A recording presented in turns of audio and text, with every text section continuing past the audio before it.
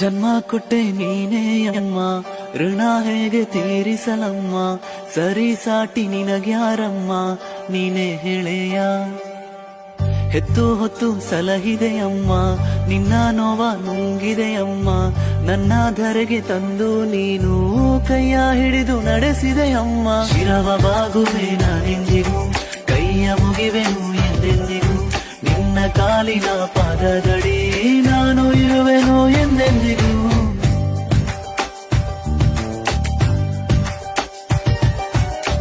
ಜನ್ಮ ಕೊಟ್ಟೆ ನೀನೇ ಅಮ್ಮ, ಋಣ ಹೇಗೆ ತೀರಿಸಲಮ್ಮ, ಸರಿ ಸಾಟಿ ನಿನಗ್ಯಾರಮ್ಮ, ನೀನೇ ಹೇಳೆಯ.